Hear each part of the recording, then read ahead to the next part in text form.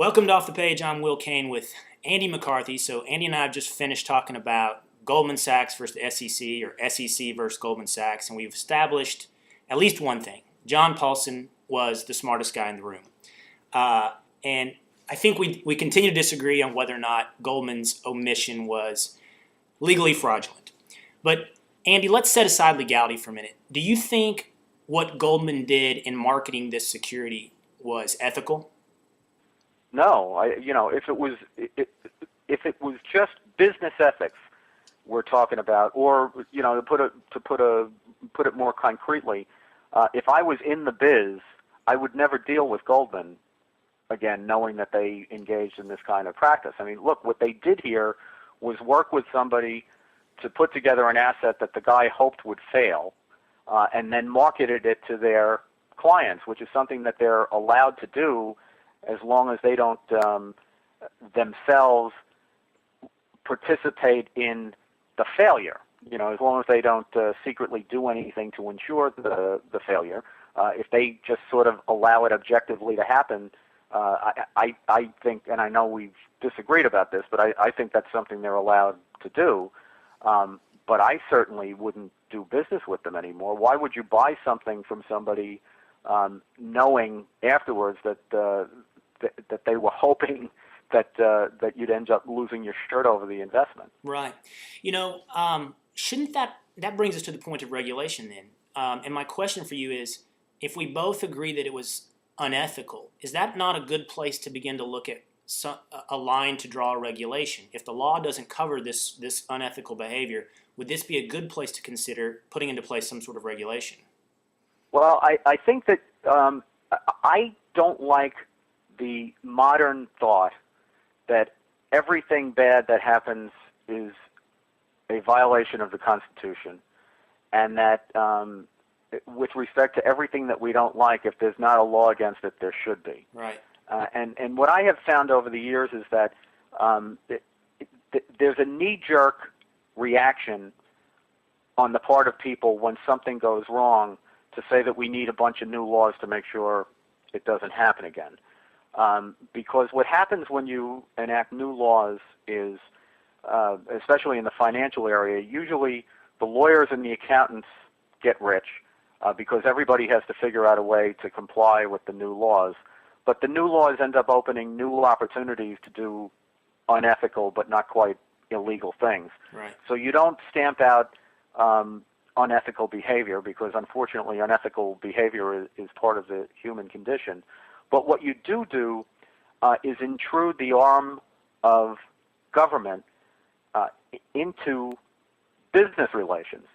And I think that it would be I think that the way that we're supposed to regulate the market is to allow the market to work so that you vote with your feet. You don't, if Goldman Sachs is unethical, you don't do business with Goldman Sachs.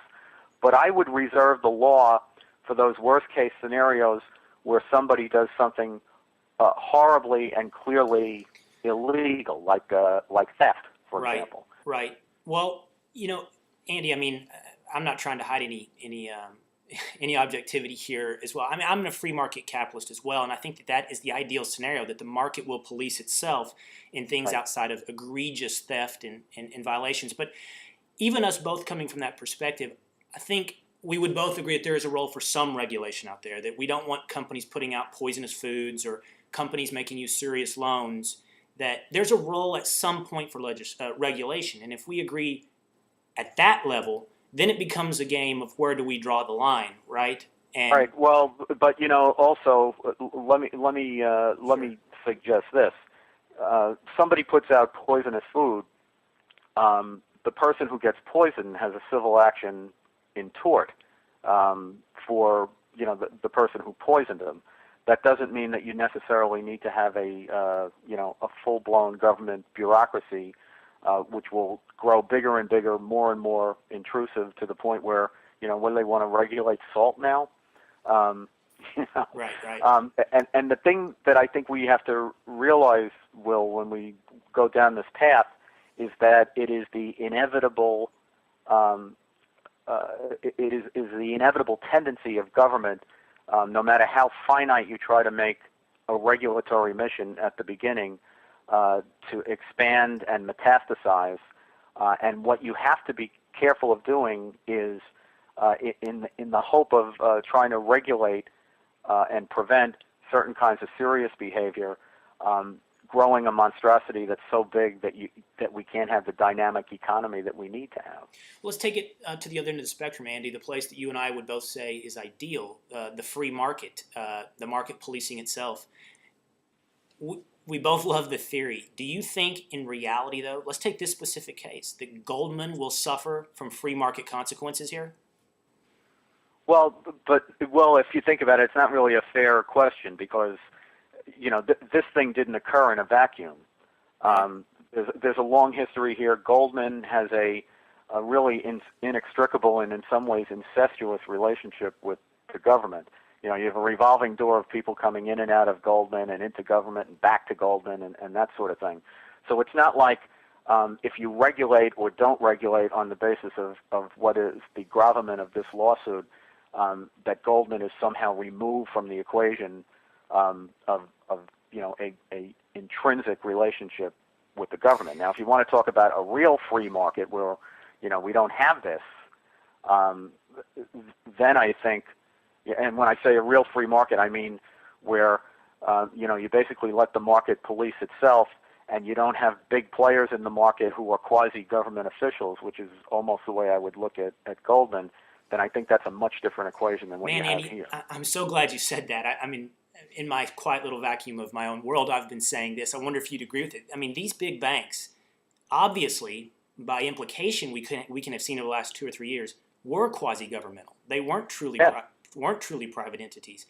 Do you think that Republicans are making a mistake by conflating then Wall Street with capitalism? Do we find ourselves defending Wall Street by default?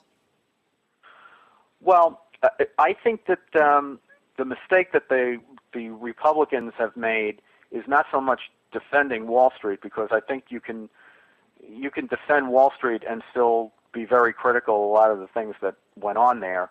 Because what I think they ought to be doing is defending Wall Street in comparison to the government. I tried to do that in a post I did on NRO's The Corner today. When we're talking about who would do the regulating, if you're going to bring someone in to do the regulating, you have to ask not only can business police itself, but can it police itself better than the government would do, given everything we know about how politicized the government is when it comes in to regulate. So, to get back to your more specific question, I think that you can defend the interests of Wall Street without defending everything that went on in Wall Street, and keep bringing it back to the fact that a lot of the problem with Wall Street, a lot of the things that people dislike the most about it, are creations of the way that government has regulated. And you would think that the last thing you would therefore want to do is have Leviathan come in and do even more regulating. Just further intertwine the two, right? Okay, Andy, I appreciate it. Well, always a pleasure.